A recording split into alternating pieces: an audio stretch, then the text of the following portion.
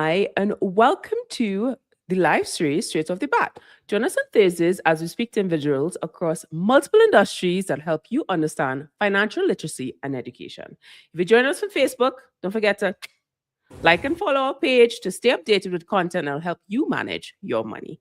I'm your host, Pauline Joseph, and today we're looking into a discussion about smart money talks inside BATT's new leadership vision. Our guest today is Keston Howell. He is the new executive director at the Bankers Association of Trinidad and Tobago, aka he's our new boss. So we'll be on our best behavior, kind of. We'll see. You let me know on the comment section what questions you have for him. So, Mr. Howell brings to BATT more than 3 decades of leadership experience across the financial services sector and a distinguished career spanning banking, insurance, investments, capital markets, and wealth management.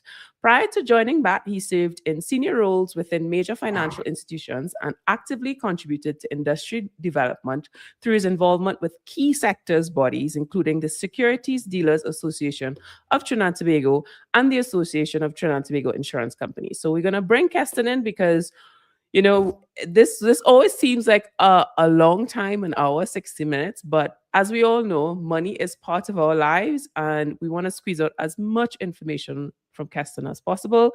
So how are we today, Keston? Good morning, Pauline. I'm fine, thank you. Good morning to your viewers. All Happy to be right. here.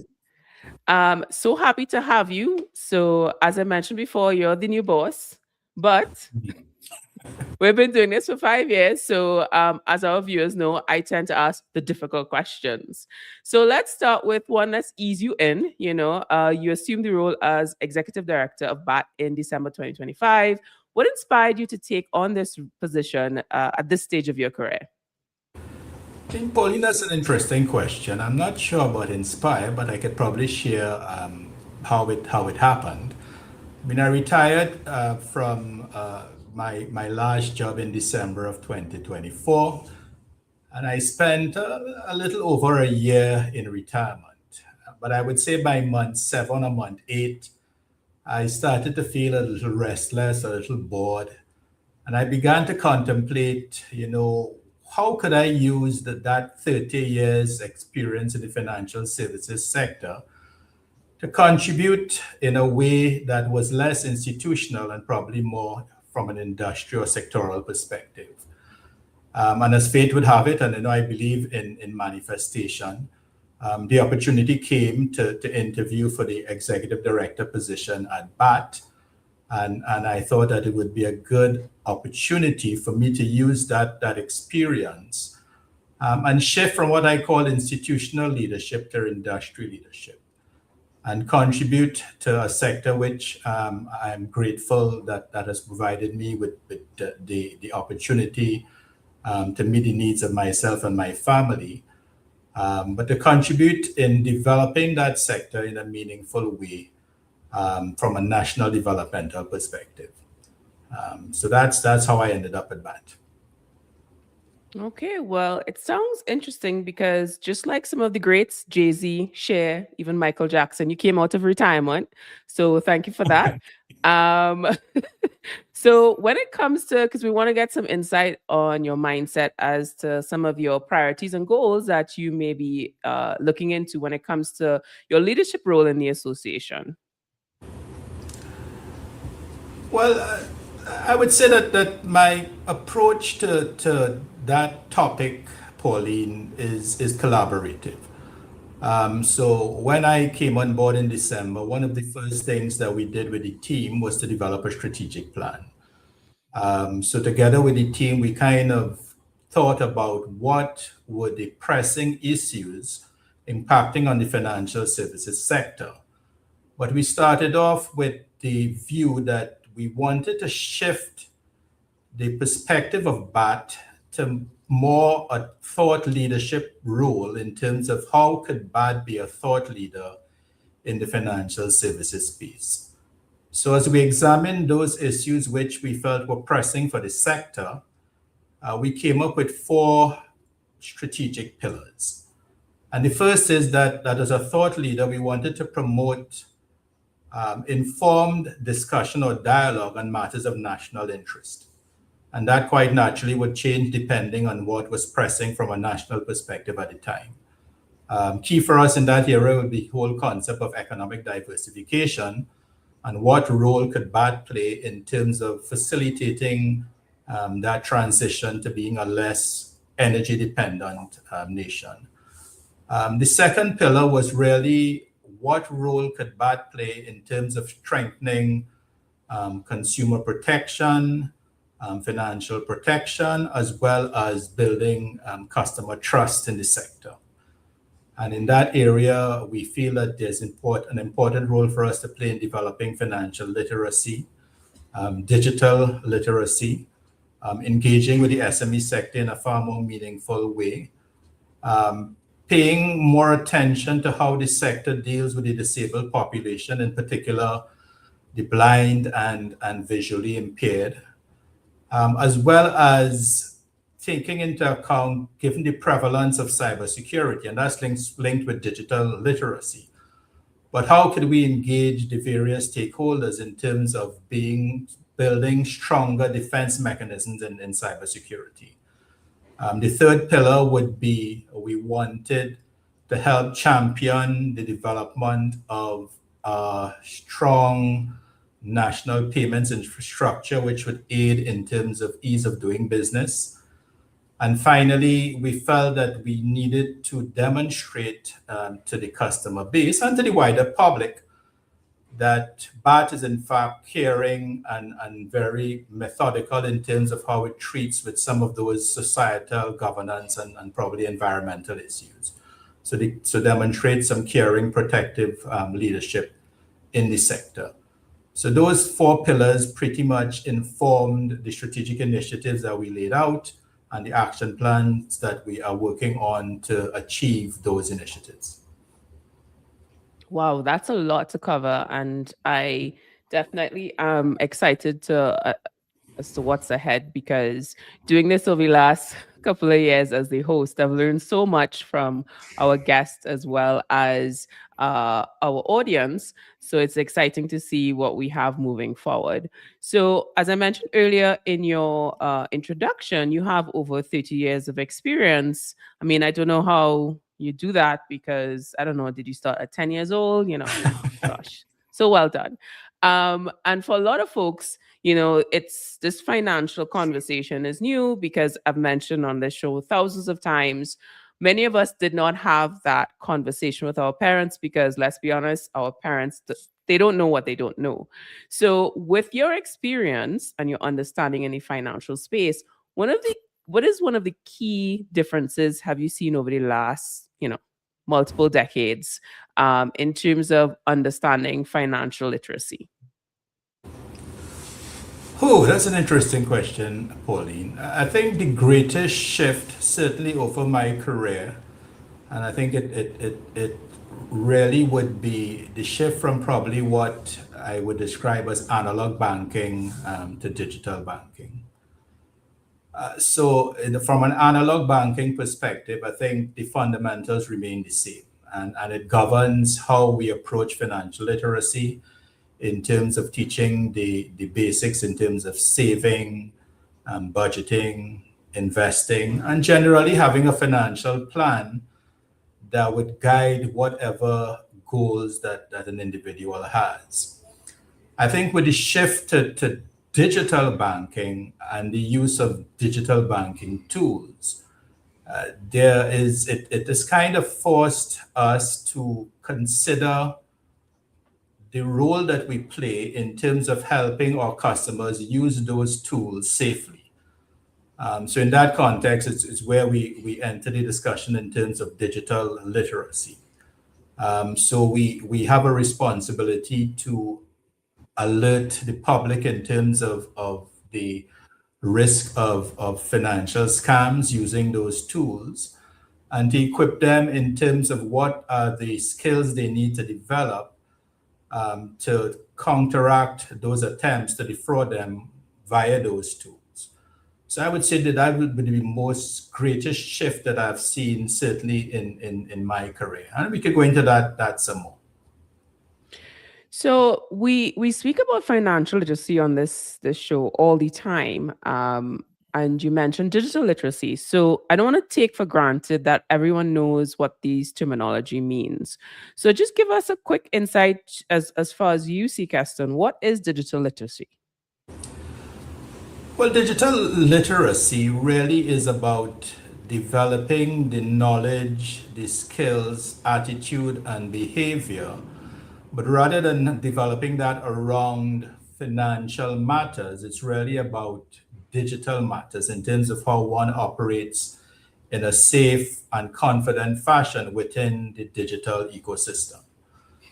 So the same way we would teach someone in terms of the basics of savings or the elements of investing, we try to highlight what are those risks in terms of using those various tools. So we talk about phishing or vishing or smishing or vishing or quishing and all these terminologies that I myself am only now becoming familiar with. And to equip our young people and adults and hopefully older people in terms of how you should identify those risks. What are those warning kind of signals that you would come across, whether you receive a SMS or a voicemail or an email, how one should identify those mechanisms and the things that you could do to protect yourselves from that. So in terms of your password management, the kind of passwords you develop, warning persons not to have the same password for several accounts, multi-factor authentication, things like that would be what we would get into in the context of digital literacy as opposed to financial literacy. Well, thank you so much for that. And in the context of literacy, you mentioned, the phishing and the vision for me as well, brand new terms. But it's a lot of the times it's like, oh, I've heard this happen, but I didn't know there was a name for it. So it helps bring along the conversation. But when it comes to financial literacy as it relates to Trinidad and Tobago, because we see so much information across the global, especially American influence, because we're so close by, what do you think is the biggest gap that exists today in a local context when it comes to financial literacy? Whew, as I said before, financial literacy is about building the knowledge, skills, experience, attitudes, behaviors around financial matters. I think the sector has been doing a very good job in terms of doing that. I think that initiative has been done by various stakeholders, but I think the central bank, as far back as 2007, started what is described as a national financial literacy program. As part of that initiative, they put together a national financial literacy committee, which comprises a lot of the stakeholders who operate in the financial services space. And over that period, from time to time, the central bank would initiate surveys, which kind of gives us a clue in terms of the progress that we're making on financial literacy. So the most recent survey would have revealed certain fact findings. So we try to operate as much as we can with the data that is before us. And I suppose we could take some comfort because the survey did indicate that largely we have a decent level of financial literacy in Trinidad and Tobago. Not surprisingly, financial literacy was higher among females. It was higher among those who are university graduates, and it was higher among those who are middle income and higher income earners. But notwithstanding the strides that we've made in financial literacy, there is still a fair level of or lack of awareness around financial literacy by the public. So those persons are not familiar with the term, they're not familiar with the National Financial Literacy Program. So clearly a gap that exists is that we need to be more consistent about the financial literacy initiatives. And while a lot of that tends to happen around Global Money Week or maybe in the early part of the year, I think we need to have those initiatives across the calendar year and with the various demographics to make sure that we're reaching everyone, the elderly, the young, male, female entrepreneurs, self-employed. We really need to be more deliberate in terms of how we can meet all those wider groups. The other thing that the survey suggested is that, and I suppose this came out of COVID, people were really struggling financially. So incomes may have been impacted. A dual income household may now be a single income household. So it kind of pointed us to the need for us to be a little more deliberate in terms of helping people develop coping skills. And those coping skills really would come from the need to be a little more intentional relative to financial planning. With scarce resources, it's even more important for you to have a plan, to have a budget, to identify priorities, to save if you can, and you could always save a little bit for the rainy day, so that you manage your financial position easier, because if you have a lot more resources, it's easier to kind of just go along. The other areas, from my perspective, and this didn't necessarily come from the survey, is that I think as a society, we need to be a little more focused in terms of long-term planning. And what do I mean by that?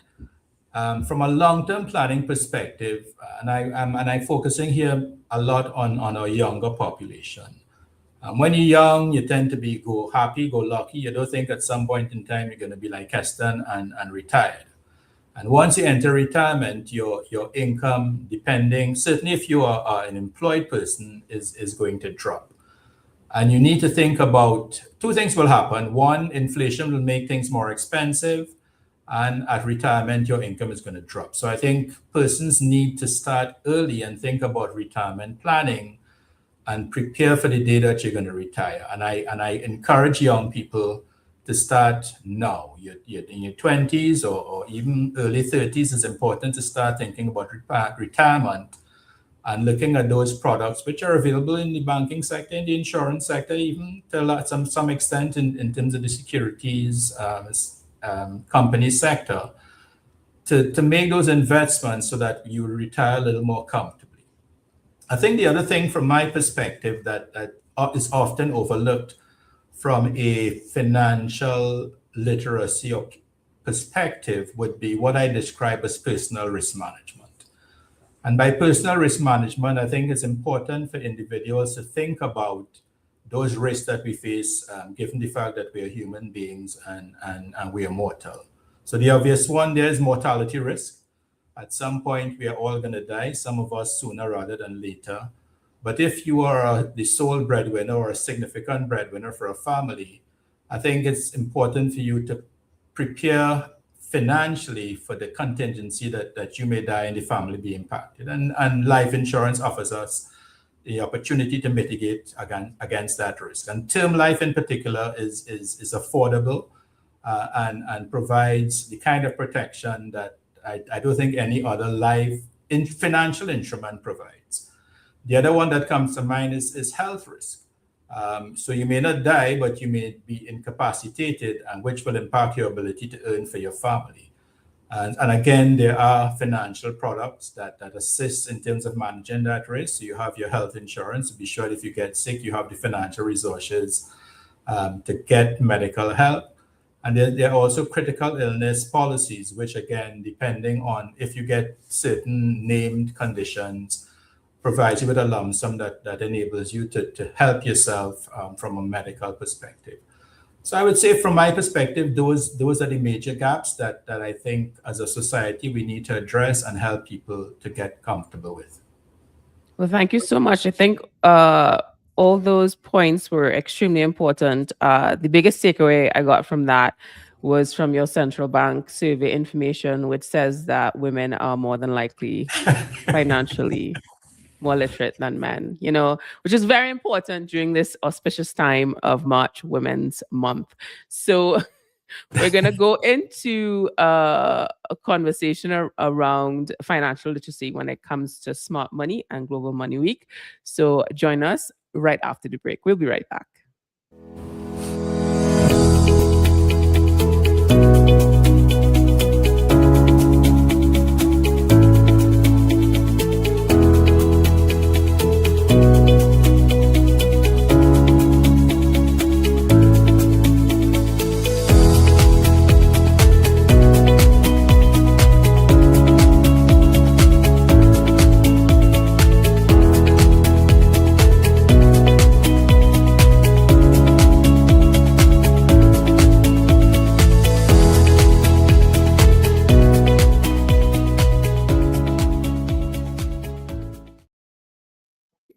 And welcome back to Straight Off the Bat, a show that helps you understand financial literacy and education. Thank you so much for joining us today. And if you're doing so from YouTube, don't forget to subscribe to our page to continue seeing content and help you manage your money. Today, we're covering the topic Smart Money Talks inside BATT's new leadership vision. We are joined by Keston Howell. He is the new executive director at the Bankers Association of Trinidad and Tobago. He brings a wealth of knowledge with over 3 decades of leadership experience. So we have a lot to learn from him. If you're just joining us and you miss any of the discussion, not to worry. This live will be available on social media, so you could check it on the replay. And we want to bring back in Keston. Shout out to Angie joining us from Facebook. Thanks so much for joining us today. If you have any questions for Keston, now is the time to ask him because we don't have that much time. So, just before the break, we were discussing some of the key challenges and issues that exist within the financial space for Trinidad and Tobago. And we did discuss financial literacy. And in that same breath, we want to talk about Global Money Week, which theme was or is Smart Money Talks. So I want to ask Keston, why is it important for BATT to actively engage young people in meaningful conversations about money? Well, that's an easy one, Pauline. And maybe for the benefit of the viewers, we could speak to Global Money Week and what that is. Global Money Week is a global initiative really with the focus of developing financial literacy among our young people. And as I said before, what that really means is developing knowledge, skills, behaviors, attitudes around financial matters. From a BATT perspective, we've been associated with this initiative for the last 7 years, and we've really seen the benefit in terms of what that means to the young people as we go out to primary and secondary schools across TNT. This year, the theme for Global Money Week is Smart Money Talks. And what that theme seems to, or wants to, or aims to achieve is to shift the focus probably more from knowledge building to the development of critical thinking skills. So you know about saving, you know about budgeting, you may know a little bit about the importance of investing, but how do you use that knowledge to develop the critical thinking skills that would make you more confident operating in the financial space? So we feel that it's important that we help young people feel comfortable talking about money, thinking about money, and how they behave around money. Because if we don't have those conversations, we won't be able to translate that knowledge into those skills that would allow our young people to operate in that space and do well. So in that context, when we craft our program, this year, we're really trying to shift from just talking, or I should say teaching or lecturing about these financial matters, to more interactive sessions, which would help young people think about what they've learned and how they apply that knowledge in the context of various financial scenarios. In that context, and we touched on it earlier, we feel that given the fact that our young people are growing up in a digital economy, they need to be comfortable in terms of developing those skills which would allow them to navigate those financial tools in a safe and confident manner.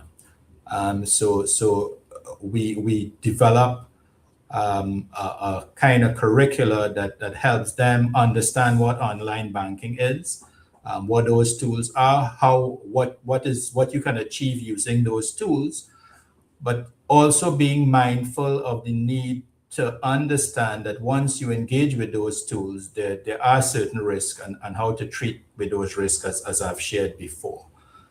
So I think ultimately the approach to financial education in Global Money Week for 2026 is about empowering our youth to operate confidently in that space, to be able to navigate that space with a fair amount of curiosity so that they could challenge things that they meet when they see it online or they get a call, so that they begin to be able to identify financial scams, ask questions like, is this too good to be true? And therefore avoid those kind of pitfalls in terms of those scams that are in the financial, or I should say the digital ecosystem. All right. Thank you so much for that information. So, Keston, we want to get a little bit personal here, because that's just how we do it on the Straight Off the Bat show. When it comes to this financial conversation, we can't have it without having some personal insight for you. So, we're talking about smart money talks and we're talking about youth. Do you have any particular incident with your children where you could say, okay, this was a financial lesson, not just for your children, but for yourself as well? Oh, that's a tough one, Pauline. Really, nothing comes to mind. What I could share is that all of my kids are creatives. So unlike their parents who have operated in the financial services space, they've all decided to operate in the creative space. So I have three kids who operate in fashion. So they're trying to build a business in terms of that creative industry, in terms of fashion. And I have a son who has decided to become a music producer. So it's a little different for me. So what from my teach point was that younger people have become a little more fearless in terms of how they treat with their financial future. I could say for a fact that at their age, I didn't have that confidence in terms of venturing into entrepreneurial kind of side of life. I felt a lot more safer and secure being employed. But that's a lesson for me in the sense that if you have that confidence and you have the mindset, I think you're able to marry two things. One is the passion for your passion in terms of what you like and what you really enjoy, with an opportunity to make money. But it's not easy. And that is something I try to tell them all the time. Because working for yourself, as you could probably identify, because you're a successful entrepreneur in your own right, brings with it different levels of pressure. People glamorize it in terms of thinking that it's easy. But whereas someone who may work and have an 8 to 4 job may be able to switch off at the end of the day or on weekends, as an entrepreneur, you're always working. I think as an entrepreneur as well, there is a tendency to focus on what you're comfortable with. So if you're into fashion, you focus on the creative side, you feel comfortable in doing that, but not recognizing that running a business is a lot more than just leveraging your natural talents or skills or passion. I think it's important as we try to teach when we develop our capacity building courses for the SME sector, that there are a lot of other skills that are important in developing a successful business. So one needs to be savvy in terms of financial management. You need to know how that works. You need to understand the difference between sales and profits, and how that is going to impact your business. You need to be very vigilant in terms of your cash flow, again, because sales does not necessarily translate to cash flow. It may.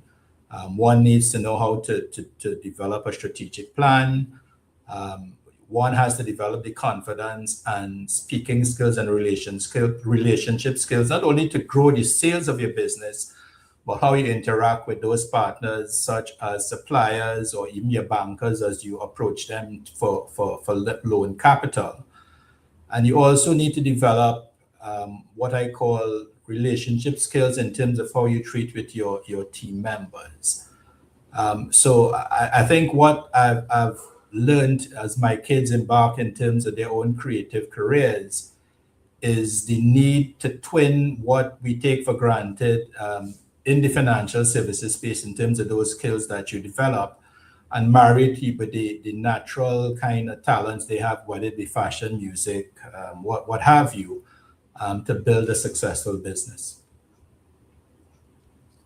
You know, you started off with saying you didn't have anything in mind, but I think we we pulled away quite a lot of information there. And shout out to Candice on LinkedIn. The advice on skill development for entrepreneurs is excellent, and I do agree with the glamorization of entrepreneurship. I don't know who's telling these lies, but it's hard work. And I want to say congratulations to you, because to be able to create an environment where your children have the desire to chase their passion starts from you and their mother. So congrats on that. Um, so there's a lot to pull from there. And I think for those who are just joining us, because we quite had a few, as you were discussing, we had a few people joining us. We spoke about economic diversification before. So we want to expand on that when we come right after the break, because there's some pillars that within the BATT vision that I think you guys need to know a little bit more of. So we'll be right back.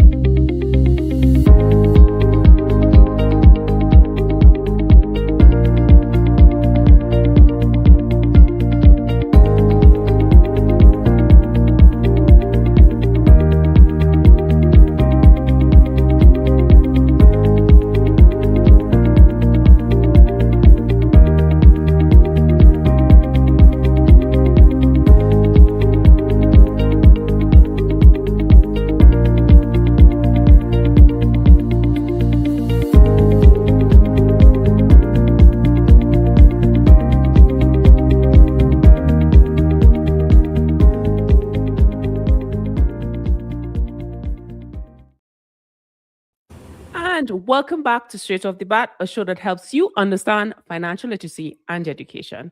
Thank you so much for joining us today. And if you're doing so on LinkedIn, don't forget to subscribe to our page to continue seeing content that will help you manage your money. Today, we're covering the topic Smart Money Talks inside BAT's new leadership vision.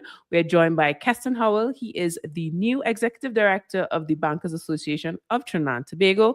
And with over 3 decades of experience, we have so much to learn from him. So we're bringing Keston back in. I just want to shout out Keno. He's joining us from YouTube. I say he, but I don't want to misgender anybody. You are joining us from YouTube, as well as Robert. I've seen your message and your question. Unfortunately, we can't answer that today. I think it's best if you go directly to your bank with those questions. So just before the break, we were discussing economic diversification, which is a lot to say and it feels overwhelming, but we were discussing it earlier as one of the pillars for BAT's vision. And I want to expand on that a little bit more. So I would like Keston to share that in the context of Trinidad and Tobago, as well as you as a personal individual with your finances, because a lot of us go to work, have a job and have a salary, but a lot of us don't think about economic diversification from a personal perspective. So can you give us a bigger lens, a wider lens from Trinidad, and then bring it down from a personal perspective? Yeah, sure. So again, I think the whole issue of economic diversification is one I think we've had as a country probably since I was going to primary school, not even secondary school. I think as a nation, we've been very fortunate to be blessed with natural resources, particularly in the oil and energy sector. And our success in terms of utilizing those resources and building a strong, resilient economy has to somewhat handicapped us in terms of looking at ways in which we could also grow the economy, and tourism is an obvious one. So, from a BAT perspective, we believe that we need to begin to identify those sectors, particularly within the SME space, because as we all know, SMEs are really the bedrock of most economies. They're certainly the sector that is responsible for the largest amount of employment, probably outside of the government or public sector. So as we look at economic diversification from a BAT perspective, we want to be able to have collaborations with places like the TT Chamber, the TTMA, in terms of what we could do as society, civil CSOs or NGOs or whatever you want to call it, to help contribute to the development of that sector. So clearly, part of it is going to be developing capacity building, as I mentioned before, in terms of helping that sector enhance its skills so it could become a better business. But we also want to focus on those SMEs which probably have export potential, of which the services sector is a key element, because I think Trinidad is fortunate. We have a lot of educated people, we have a lot of bright people, we have a lot of experienced people who operate in the services sector who can contribute to the development of businesses outside of Trinidad and Tobago. So we need to find a way in terms of how we facilitate that evolution from inward looking to outward looking for opportunities. In terms of the good space, I think we'd find that oftentimes one of the constraints would be to whether or not these businesses understand what is required to begin to export goods. So again, we need to do some teaching, and global TNT in some of our earlier discussions is a government entity which is very much interested in facilitating exports and who is willing to assist businesses understand how you get into the export market, what you should look for. The TTMA, obviously, their members have a fair amount of experience. So we need to find some way in terms of leveraging on that knowledge and experience to help guide some of those smaller SMEs who may have an ambition of entering exports do so. I think the other constraint that we could probably identify is as a growing SME, how does one access capital, which would allow you to grow your business? And I think the banks have a responsibility. They're probably working together with government in terms of what are some of the programs we could develop that would help those businesses that demonstrate potential, that demonstrate that they have the skills necessary to run a profitable and effective business, access the kind of capital that would be required. So one of the things that we have in our strategic plan is that as a sector, we need to develop, I suppose, credit frameworks around those sectors that we feel would be have a greater opportunity of doing well in the export market, as well as probably mapping out the journey from a small business to a probably larger, more established business in terms of what does that look like? What does the various tools that would help you grow in that space look like? But more importantly, what are the things that you would need to do as a business to be able to access those tools or the financing in a realistic manner? so that you're not guessing, so that when you approach the bank, you have a pretty good idea in terms of whether or not one would qualify for financing. And so you could begin to do some work in terms of treating with those conditions precedent that would be necessary for one to be successful in raising funds. I think from an individual's perspective, in terms of diversification, I think there are two ways I want to look at that. In terms of one's own job security, I think it is important that you begin to plan how you treat with that in the context of your own individual skills development. Because as we enter into an environment where artificial intelligence is probably going to change the skills required in various industries, I think persons have a responsibility in terms of treating with the skills that they require to operate in a very fast-paced changing environment. So as a person operating that space, how do I see my job changing given the advent of AI, depending on the sector that one operates in?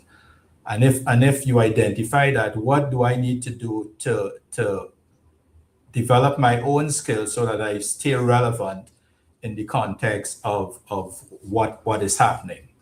And from a savings and investment perspective, how do I develop a diversified portfolio that would allow me to manage the risk in that changing environment? And there's a lot of work that needs to be done in terms of helping people understand how to invest and what are the tools needed to develop a diversified portfolio. And it's something that we want to discuss with the Security Dealers Association, because we have a lot of experts operating in that space in terms of what they could do to begin to join the conversation in terms of financial literacy, but with an angle in terms of the investment space. Such important information and a lot to cover there. And I like what you said about the AI, because a lot of times there's this sort of doomsday narrative around artificial intelligence. But I think it's important for us to learn how are we going to evolve our skills with AI, because just like the internet, it's not going anywhere. So we have to figure out how to move with it and learn with it. And I would like to also discuss about, when we talk about the future, BATT's 30th anniversary is coming up next year. What plans do you want to give some exclusive insights? Any exclusive insight, Pauline? I mean, BATT has been around a long time. You're right. It was formed in 1997, so we celebrate our 30th anniversary next year. I think as we have the internal dialogue in terms of BATT's own evolution in its space, I think the viewers, and I expressed it earlier, is that we want to move from just being an advocate for the members of BATT within the financial services space to being a thought leader that would contribute in a meaningful way to national development. And that has a number of implications. So it means that we need to start thinking about how we could position BATT so that anytime the public or private sector speaks about national development, they begin to think about BATT as a national partner and seek out our input in terms of whatever development efforts that may be occurring in the space. So one example of that is what I alluded to earlier, is the whole discussion around a national payment system. I mean, this has been something that I understand has been discussed for a long time. There's been a kind of stop and start effort on it. But we really feel that as a society, we need to get together and begin to have a real discussion in terms of how we could begin to develop a national payments infrastructure that works for the country, that doesn't necessarily reinvent the wheel, that would facilitate our gradual evolution to a cashless society. So that is something that we want to see if we could try to influence. And even in terms of the digital space and the whole concept of how we build trust in that space, we feel that there's a need for BATT to be a little more forthright in terms of trying to develop collaborative partnerships with stakeholders to begin to influence cybersecurity safeness. And let me just explain what I mean. So clearly, if you operate in the digital space, we know there's a fair amount of fraud, but that involves several places. Obviously, it involves use of the banking system, the banking tools, but telecommunication providers would be a key player as well because fraudsters tend to use those tools. And there would be the regulators like the Telecommunications Authority who would oversee the performance of the sector.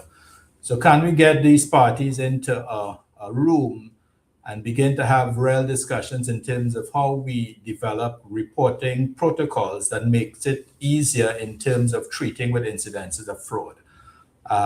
Can we share information more frequently and more consistently so we begin to pick up those patterns and begin to be a little more proactive in terms of how we treat with fraud? What could we do as a sector or as the various stakeholders to engage the population more so to develop that first line of defense against fraud in terms of how individuals behave when they treat and how they use those tools? So that's how I see BATT evolving, that we become far more involved in some of these national discussions in various matters, which may impact the financial service space. Sometimes it may not. But ultimately, it impacts the quality of the life of our citizens and helps us to be a trusted voice when we speak about national development in whichever sphere. All right. Well, I'll take that as an exclusive, not to worry. I feel like that's some information there for all of us to take in. We do have some comments in the on LinkedIn as well as YouTube. Alyssa, I want to ask you a question, but I'm not clear on what your question is. So if you can just maybe give me another sentence on that one because I'm not clear on that. But we are going on a break. And when we come back, we're going to get back to your comments. Don't worry. We're going to try and get as much information out from casting as possible. So we'll be right back. Tired of feeling lost when it comes to your money? Want to make your money work more for you? Then tune in to Straight Off the Bat, brought to you by the Bankers Association of Trinidad and Tobago. Every Monday at 8:30 p.m. on TV6, right after the news. We'll give you practical tools and strategies to help you manage your money wisely, from budgeting basics, debt management, to wealth creation. We'll cover it all. No jargon, just straight talk. Join our host, Pauline Joseph, as she speaks to experts across the industry to empower you to take control of your money. Straight Off the Bat, Mondays at 8:30 p.m. on TV6. Brought to you by the Bankers Association of Trinidad and Tobago. And welcome back to Straight Off the Bat, a show that helps you understand financial literacy and education. Thank you so much for joining us today. And if you're doing so from Facebook, don't forget to subscribe to our page to continue seeing content and help you manage your money. Today, we're covering the topic Smart Money Talks inside of BATT's new leadership vision. Our guest today is Howell. He is the new executive director at the Bankers Association of Trinidad and Tobago, aka our new boss. So we're not going to do any sucking up to him because we have questions to ask, right? So we're going to go bring him back in. Keston, are you there? There we are. I'm here. All right. So I'm going to just go into the comments for a quick heads up from Abigail. We in the NPO sector appreciate BATT's support, capacity building, and digital literacy is vital. Constant and clear communication on would close important gaps. Oh, client communications would close important gaps. So basically, there's some support from the NPO sector. You have some insight, Kenson, on as to what NPO stands for? I think so. You I, want to I Yeah, it's a kind of new term. I suppose CSOs is the term that I am more comfortable with, civil service organizations. okay. NPO might be non-profit organizations, but it's all Right. kind of lumped together All right, in that Abigail. space. I hope we got that right. And Alyssa, I asked earlier. I'm not clear on the question, but I'm gonna put it out there. Maybe we can both translate it. Utilizing already existing digital wallets. This is when you were discussing economic diversification. I'm not sure what that means. I'm no expert in terms of digital wallets, but from my perspective, the, the Sorry fact to cut you. We got some live updates on the question. When he stated using technology available in banking, did he mean utilizing digital wallets, for example? I think that's part of it. I don't know if we quite there as yet. The technology is varied as we develop the digital space. From a digital wallets perspective, I'm a strong advocate that we need as a nation to move towards more of a cashless society. I think it's going to help big time. It helps with security. It helps with financial inclusion because we need to find a way of bringing in the unbanked. So from an entrepreneurial perspective, if we could get the gardeners, the plumbers, and some of those persons who may not have bank accounts or may not feel comfortable dealing with banks, using some of those digital tools, I think it facilitates commerce in a broader way that would allow, certainly in this environment where with crime, that people could operate in a space that feel safer without having to walk around with cash.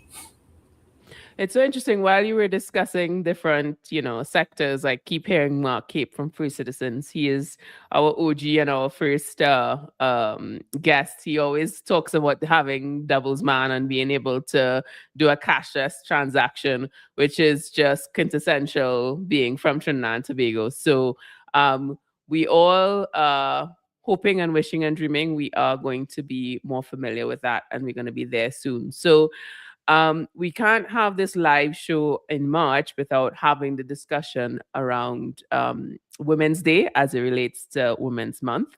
And for those who may have missed it, there was a discussion around the data, women being smarter than men. He didn't really say that, but I have to say that, right?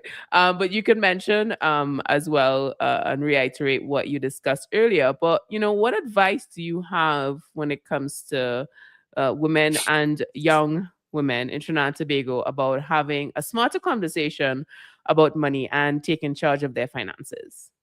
I think in that respect, Pauline, to me, the key word there would be independence, financial independence. I think it's important for women to be financially independent. I know gender roles have changed over the years, but there are some persons who still feel that they need to depend on somebody else. And if one has a goal of financial independence, it is important that you begin to think about financial planning. So in that context, all of the things that I spoke about relative to financial literacy will apply. It's important to develop savings habits. It is important to understand budgeting, and one would think, and I think this is true, that women do a better job of budgeting than men, but still they would need to understand how to establish priorities in the context of scarce resources. I get back to the whole concept of investing, and I make a distinction between saving and investing. Saving is more passive. It's about maybe putting $50 aside each month to go into an account. Investing has a longer term horizon, and depending on one's goals, you could put together a portfolio comprising of bonds or equities, as well as mutual funds. I often make the point that one does not have to be wealthy to invest. We have a lot of members who offer mutual funds. There are a lot of mutual fund providers, which would allow the man in the street to invest using those instruments. And depending on the type of mutual fund that one invests in, you would have exposures to some of those instruments that I talk about, whether it be a fixed income fund, which would give you exposure to bonds, whether it be an equity fund, which would give you exposure to investments, and may give you exposure to US investments. So I think from a International Women's Day perspective, it's really about helping our young women to develop the skills, behavior, attitudes to manage their affairs themselves. And I think in that regard, mentorship is probably also important. So I think those women who have been successful and who know how to manage finances and understand it have an obligation to probably mentor the younger ones and get involved in various CSOs that would help develop financial literacy among our women. I'm shaking my head because it's my biggest takeaway from this goes back to what we were talking about with economic diversification, where savings and investment isn't the same thing. So being able to understand and for you to expand on that, for me, that's such clarity, because savings is, if you could just give me a quick, before we close off, what do you think is the biggest difference between savings and an investment? Savings is passive. Savings is just putting aside a portion of your income and not using that for consumption. It doesn't necessarily mean that money is going to work for you or grow.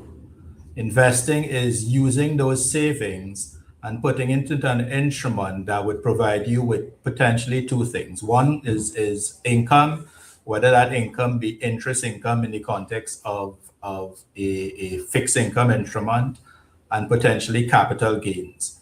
So in equities, you could get income in terms of dividend income, but if you're consistent in terms of investing in the stock market, in the long run, you would definitely also benefit from the capital appreciation of that investment. So savings is passive. It doesn't necessarily mean that your money is working for you. You could save money in a savings account that has very low interest rate, particularly these days, as opposed to using the savings that you have there and invest it in mutual funds in anticipation of capital appreciation in the long term as the underlying investments in those funds grow in value. That would be the distinction. And I just want to mention, this is let me just where am I? I just want to mention this was also something that we discussed previously on the show, which is investment in Trinidad and Tobago. So we're going to put those shows on the comment section. So it might be here, it might be there, depending on where you watched it. But it was a very informative session about investment. So on that note, I want to say thank you so much to Keston Howell. I mean, to say this was insightful is not doing it justice. But if you miss any of this, don't worry. Once we are finished with this live stream, you can look at it at the replay. We're also on TV6. We put that information as well on our live show sign up. So you can sign up for our live show content. Again, that's again in the comment section. So thanks again to Keston for joining us as the new Executive Director at Bankers Association of Trinidad and Tobago. And don't forget to sign up to be notified for our next live show in the link in the comments. As always, be sure to like and follow pages across social media so you don't miss a single live show. Thanks again for joining us today. Looking forward to seeing you soon. Bye.